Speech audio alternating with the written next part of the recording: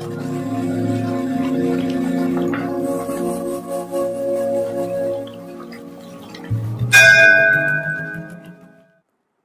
हर महादेव। महाशिव पुराण कथा की सीरीज में आपका स्वागत है। महाशिव पुराण कथा को 7 संहिता और 11 खंडों में विभाजित किया गया है, जिन्हें हम आपको अलग अलग एपिसोड में सुनाएंगे। विद्येश्वर संहिता के 18वें अध्याय का शेष भाग। प्रवृत्ति मार्ग में चलने वाला पुरुष सुपात्र गुरु के सहयोग से ही समस्त पूजा कर्म संपन्न करे। इष्ट देव का अभिषेक करने के पश्चात अगहनी के चावल से बने हुए खीर आदि पकवानों द्वारा नैवेद्य अर्पण करें। पूजा के अंत में शिवलिंग को संपुट में पधरा कर घर के भीतर पृथक रख दे। जो निवृत्ति मार्गी पुरुष हैं, उनके लिए हाथ पर ही शिवलिंग पूजा का विधान है। उन्हें भिक्षादि से प्राप्त हुए अपने भोजन को ही नैवेद्य रूप में निवेदित करना चाहिए। निवृत्त पुरुषों के लिए सूक्ष्म लिंग ही श्रेष्ठ बताया गया है। वे विभूति के द्वारा पूजन करें और विभूति को ही नैवेद्य रूप से निवेदित करें। पूजा करके उस लिंग को सदा अपने मस्तक पर धारण करें। विभूति 3 प्रकार की बताई गई है: लोकाग्नि जनित, वेदाग्नि जनित और शिवाग्नि जनित। लोकाग्नि जनित या लौकिक भस्म को द्रव्यों की शुद्धि के लिए ला कर रखें। मिट्टी, लकड़ी और लोहे के पात्रों की, धान्यों की, तिल आदि द्रव्यों की, वस्त्र आदि की तथा पर्युषित वस्तुओं की भस्म से शुद्धि होती है। कुत्ते आदि से दूषित हुए पात्रों की भी भस्म से ही शुद्धि मानी गई है। वस्तु विशेष की शुद्धि के लिए यथा योग्य सजल अथवा निर्जल भस्म का उपयोग करना चाहिए। वेदाग्नि जनित जो भस्म है, उसको उन वैदिक कर्मों के अंत में धारण करना चाहिए। मंत्र और क्रिया से जनित जो होम कर्म है, वह अग्नि में भस्म का रूप धारण करता है। उस भस्म को धारण करने से वह कर्म आत्मा में आरोपित हो जाता है। अघोर मूर्तिधारी शिव का जो अपना मंत्र है, उसे पढ़कर बेल की लकड़ी को जलाएं। उस मंत्र से अभिमंत्रित अग्नि को शिवाग्नि कहा गया है। उसके द्वारा जले हुए काष्ठ का जो भस्म है, वह शिवाग्नि जनित है।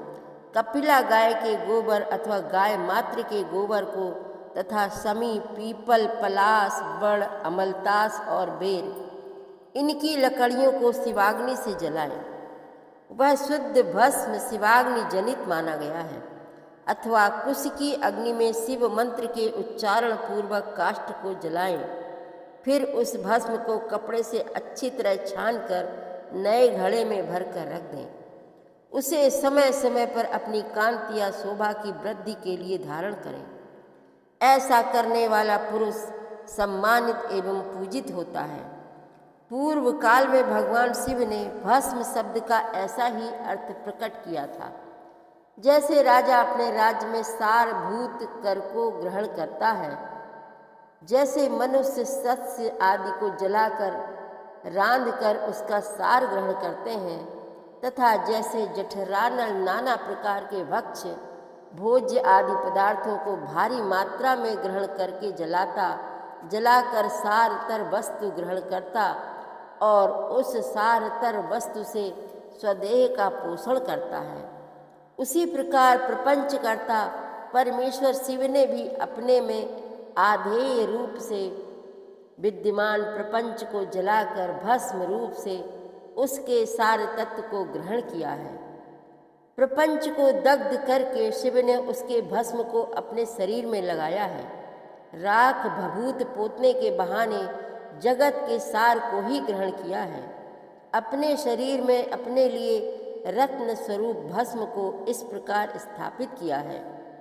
आकाश के सार तत्व से केश, वायु के सार तत्व से मुख, अग्नि के सार तत्व से हृदय, जल के सार तत्व से कटिभाग और पृथ्वी के सार तत्व से घुटने को धारण किया है। इसी तरह उनके सारे अंग विभिन्न वस्तुओं के सार रूप हैं। महेश्वर ने अपने ललाट में तिलक रूप से जो त्रिपुंड धारण किया है वह ब्रह्मा, विष्णु और रुद्र का सार तत्व है। वे इन सब वस्तुओं को जगत के अभ्युदय का हेतु मानते हैं। इन भगवान शिव ने ही प्रपंच के सार सर्वस्व को अपने वश में किया है, अतः इन्हें अपने वश में करने वाला दूसरा कोई नहीं है। जैसे समस्त मृगों का हिंसक मृग सिंह कहलाता है और उसकी हिंसा करने वाला दूसरा कोई मृग नहीं है, अतएव उसे सिंह कहा गया है। सकार का अर्थ है नित्य सुख एवं आनंद, इकार का अर्थ है पुरुष और वकार का अर्थ है अमृत स्वरूपा शक्ति। इन सब का सम्मिलित रूप ही शिव कहलाता है। अतः इस रूप में भगवान शिव को अपना आत्मा मानकर उनकी पूजा करनी चाहिए। अतः पहले अपने अंगों में भस्म मलें, फिर ललाट में उत्तम त्रिपुंड धारण करें।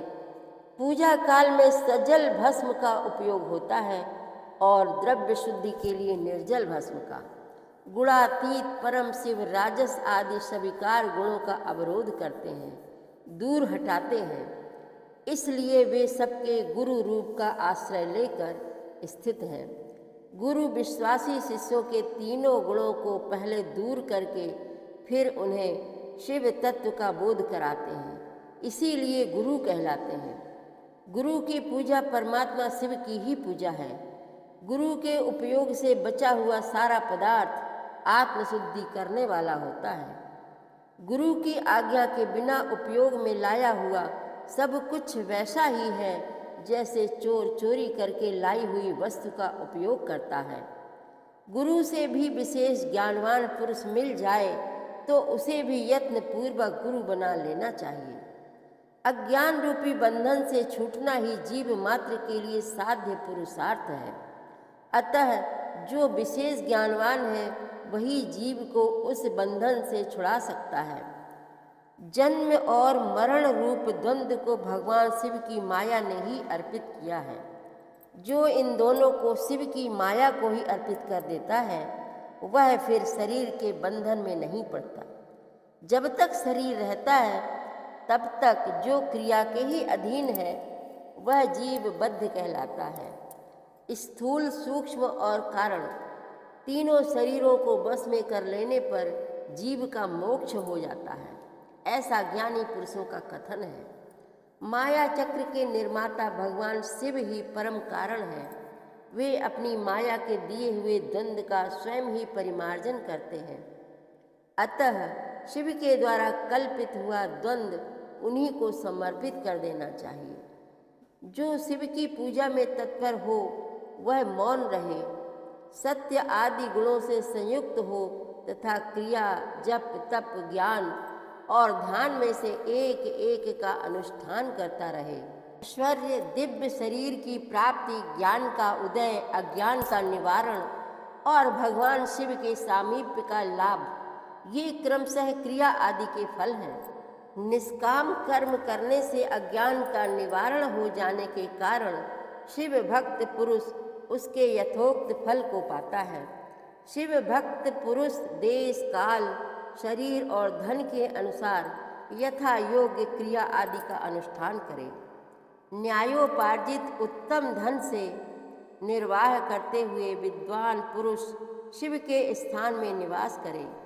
जीव हिंसा आदि से रहित और अत्यंत क्लेश शून्य जीवन बिताते हुए पंचाक्षर मंत्र के जप से अभिमंत्रित अन्न और जल को सुख स्वरूप माना गया है। अथवा कहते हैं कि दरिद्र पुरुष के लिए भिक्षा से प्राप्त हुआ अन्न ज्ञान देने वाला होता है। शिव भक्त को भिक्षान्न प्राप्त हो तो वह शिव भक्ति को बढ़ाता है।